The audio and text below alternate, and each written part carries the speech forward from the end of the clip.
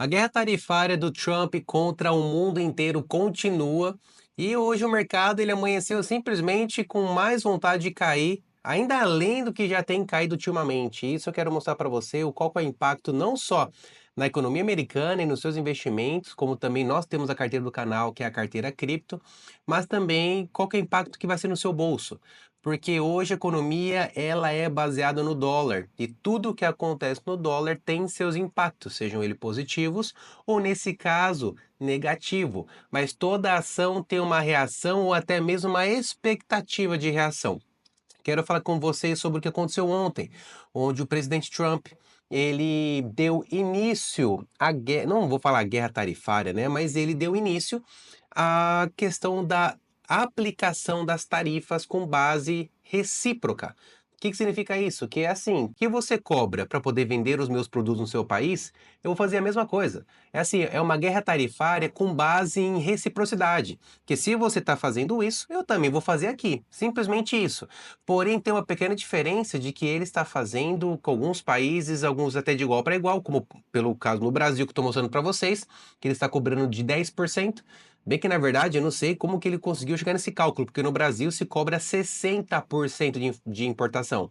Obviamente, numa importação onde eu e você podemos comprar, por exemplo, na Shopee, ou até comprar no site americano para entregar no Brasil. Você sabe que se aquele produto ele é parado na taxação, na verdade, se não, né? Ele é parado na taxação, então o governo brasileiro vai cobrar 60%, não só do preço do produto, mas em cima de tudo, do produto e do frete. É uma das taxas mais absurdas que eu já vi na minha vida, se cobrar também o valor do frete. Sendo que você só pagou para fazer a entrega. Mesma coisa você comprar uma comida no iFood e agora o governo cobra um imposto em cima do frete que você pagou para o motoboy.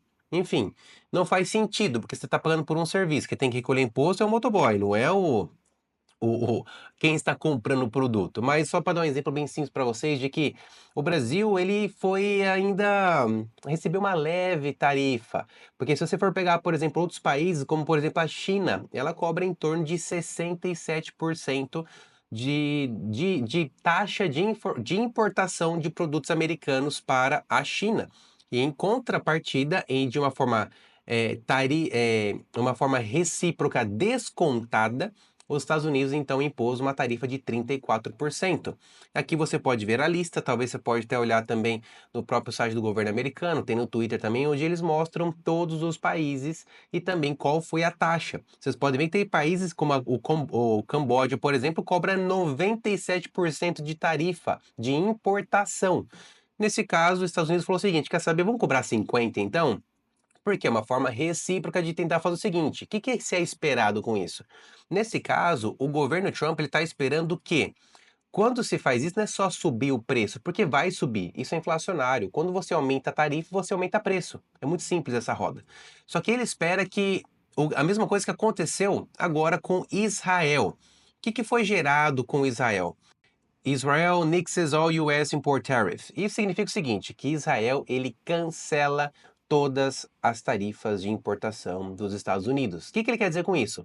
Trump, a gente não quer brigar, porque de fato a gente está cobrando tarifa e você não está cobrando tarifa nossa. Então, ou se tiver, não é igual a nossa. Então vamos fazer o seguinte, vamos zerar? Porque o que que ele espera disso? Que quando não se tem tarifas de importação entre países, você não se tem conflitos de economia, você tem conflitos de importação ou até essa guerra econômica nesse caso de que está acontecendo. Então, com isso, tem um melhor livre acesso, ainda mais os produtos chegam mais baratos nos seus destinos, e com isso o consumidor, que no caso eu e você, ou nesse caso aqui são os americanos e os israelenses, eles têm capacidade de comprar esse produto mais barato. Agora, pensa comigo, se você vai comprar uma coisa nos Estados Unidos, você vai comprar um iPhone, ele já vai ser importado em 60, já vai ser taxado em 60%. Então, se ele é taxado em 60%, agora imagina de tudo que o americano compra do Brasil, os Estados Unidos também cobrar 60% disso. O que que vai acontecer? Cara, vai ficar muito mais caro o produto lá para eles. Só que o que que os Estados Unidos faz? Eles não cobram 60%, eles cobram bem menos que isso. Só que por isso que o americano consegue vir para o Brasil ou até comprar produtos brasileiros muito mais em conta, porque a tarifa de produtos brasileiros lá nos Estados Unidos ela é muito mais baixa. Então, quando eu vejo uma notícia dessa de que o nosso governo ele está querendo, de alguma maneira, retaliar essa tarifa de que o governo americano acabou de fazer, eu penso isso é uma atitude de uma pessoa que não pensa, principalmente do governo brasileiro, porque ele vai brigar com o quê? Se ele mesmo, o próprio presidente, ou nossa tarifa, nosso sistema tarifário, né? Nosso sistema fiscal cobra em torno de 60%, ou dependendo até mais, depende de como você for fazer essa importação, ele vai querer brigar com 10% que o governo americano está fazendo, então não faz sentido ele querer fazer isso. Porque ele vai brigar com o quê? Já não tá barato pra gente comprar as coisas, onde o iPhone custa mais de 10 mil reais. E boa parte do iPhone é imposto, não é o preço do iPhone. Então, assim, tudo isso tem a ver com essa guerra tarifária. Porque o que o Trump espera que a economia brasileira faça? Meu, vamos então baixar o imposto? Vamos reduzir? Porque se o Lula falar o seguinte, gente, agora não é mais 60%, agora vai ser 30%. Você pode ter certeza que o brasileiro, ele é consumista, ele é impulsivo. O brasileiro tem sim o lado imediatismo de querer comprar as coisas, mesmo que não tenha dinheiro. O que vai fazer com a economia brasileira? Vai aquecer a economia brasileira. E ao mesmo tempo vai ajudar a economia americana por estar exportando mais produtos para o Brasil. É isso que o Trump espera ao fazer isso. Ele não quer ferrar o mundo fazendo isso, mas ele quer fazer o seguinte: se você quer nos ferrar cobrando muita coisa em cima das nossas costas, eu vou fazer o mesmo. É simples a conta dele. Ele não está criando, tipo assim, acordei de manhã e vou criar uma guerra tarifária. Não é isso. Ele está simplesmente olhando lá para o Brasil e fala o seguinte, cara, o que o Lula está fazendo lá? Ah, ele está fazendo e está cobrando imposto. Então vamos cobrar igual. Simplesmente. Só que assim, eu só não sei da onde o Trump tirou os 10%, porque se fosse fazer igual para igual, seria muito mais do que 10% do que a gente já sabe da nossa balança fiscal. Enfim, até saiu aqui na BBC, onde fala que as armas do Brasil contra a tarifa de Trump, né, que seria retaliar, seria suicídio, porque não faz sentido. Acabei de falar que o Brasil cobra muita tarifa, e com isso, não faz sentido querer retaliar. Vai retaliar onde? Já não está fácil na nossa inflação, já não está fácil na nossa própria gestão interna do nosso país, mas enfim, não vou entrar nesse assunto, que se você quiser saber sobre inflação, sobre como você fazer sua reserva de dinheiro, para você entender como que a nossa economia funciona, o que é baseado na nossa inflação e que mexe no seu bolso, você pode assistir um dos meus vídeos que eu gravei explicando isso melhor para vocês. Mas em suma, o que eu queria mostrar para vocês é uma das minhas anotações que eu tenho aqui, que a política do governo Trump, ele é uma política inflacionária. Então, como que ela funciona? Quando você aumenta a tarifa, você aumenta o preço de produtos. Por você aumentar o preço de produtos, as pessoas preferem até comprar menos, porque as coisas estão mais caras. Não é porque o preço subiu que, no caso, o seu salário e o seu faturamento vai subir também. Não é essa a realidade da população americana ou até de qualquer outro país. E subindo o custo de vida do cidadão americano, com isso faz com que ele gaste menos e por gastar menos se gera uma questão de inflação. Por quê? Tá? Não é somente a inflação não é só base nisso, mas nesse caso se torna inflacionária porque sobe o preço e as pessoas não compram. Mas ao mesmo tempo as empresas não conseguem baixar o preço porque aquele custo já é alto. Então acaba ficando cada vez mais caro para se manter uma economia. Então, por isso, quando se tem uma inflação muito alta, muitas pessoas não conseguem pagar as contas, não conseguem sustentar porque as coisas ficam mais caras. E a questão de aumentar as tarifas, ela não é algo para curto prazo, ela é algo para longo prazo. Você vai ver o impacto disso, não vai ser hoje. Talvez o mercado financeiro te mostrou que hoje sim ele sentiu esse impacto, mas no nosso bolso ele não é imediato. Você vai começar a perceber daqui a alguns dias ou até alguns meses.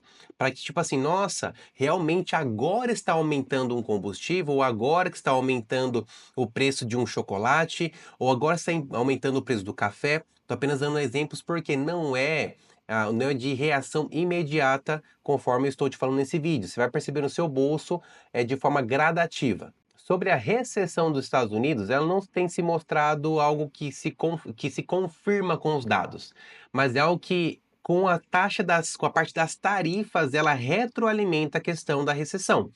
Porque, como eu disse para vocês no exemplo, quando sobe o preço, você diminui o poder de compra das pessoas, você faz com que o consumidor compre menos, deixando-se uma economia de recessão, onde ela não gira, ela não cresce, ela começa a andar para trás.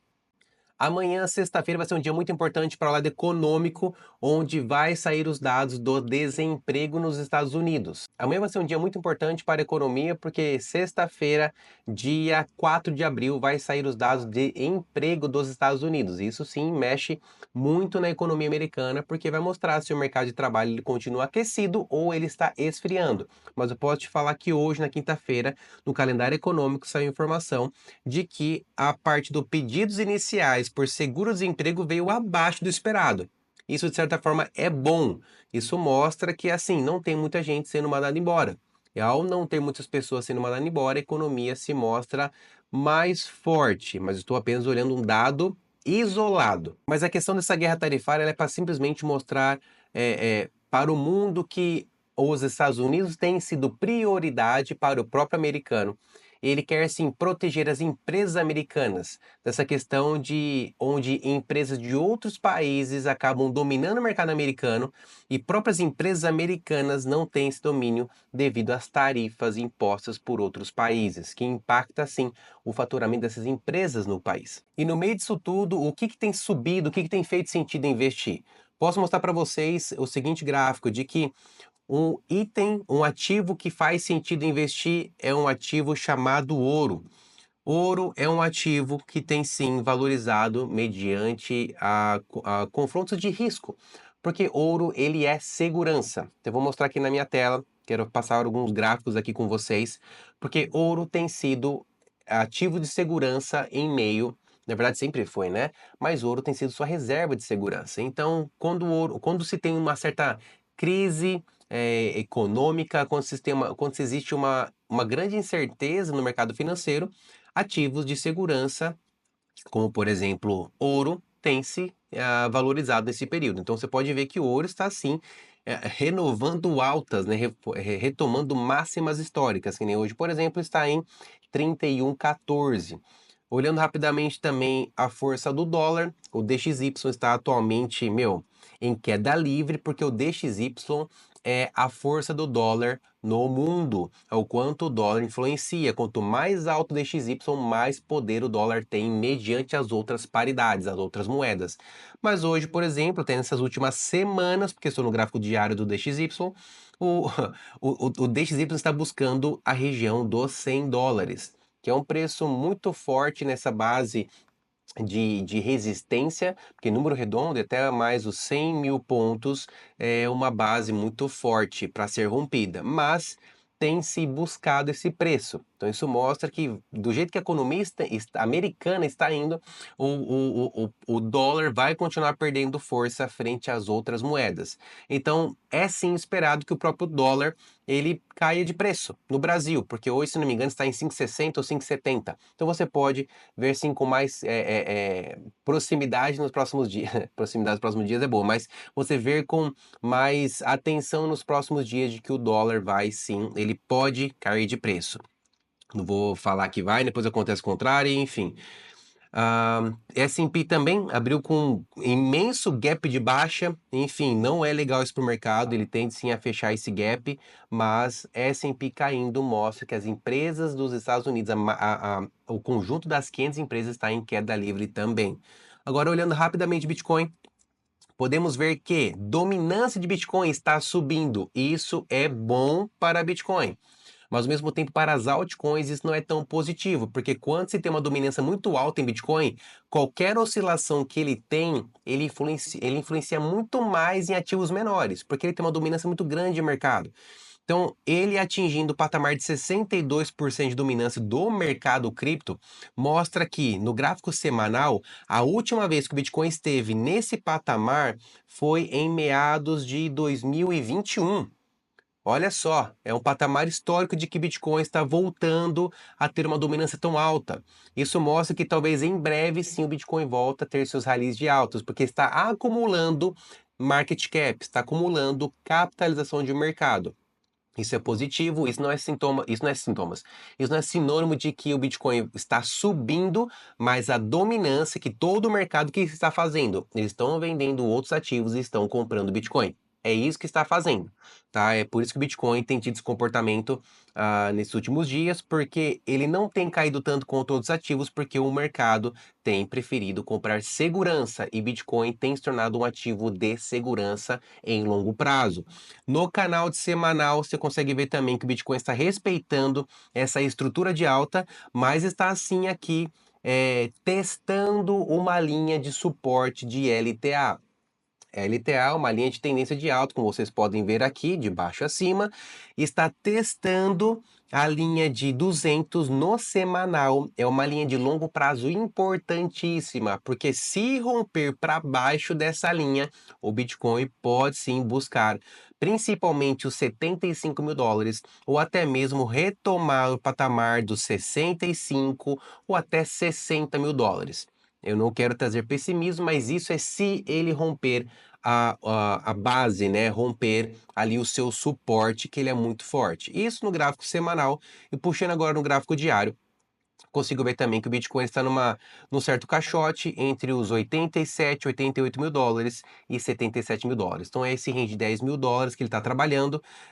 Não vejo muito otimismo para ele subir no curto prazo, porque a força vendedora tem sido maior do que a compradora. Então, assim, o motivo de o Bitcoin estar caindo é simplesmente das incertezas também que tem acontecido, mas ao mesmo tempo, muitos investidores têm realocado o capital de outras moedas para o próprio Bitcoin ou até mesmo dolarizando ativos, né? Mas quando falo dolarizando é porque estão vendendo ativos de risco e segurando carteira em dólar.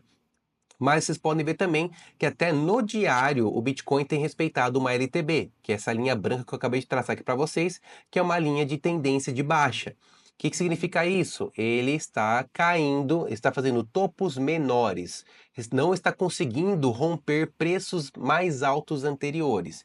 E isso sim mostra que está se formando uma estrutura de baixa se caso ele não romper para cima esse preço. Então, assim, a gente pode ver nos próximos dias o Bitcoin segurando aí nos 77 mil dólares, ou até nos 75, que ele já buscou, mas não rompeu. Mas só que ao buscar ele pode cair ainda mais, porque estaria rompendo essa estrutura do semanal que está em azul.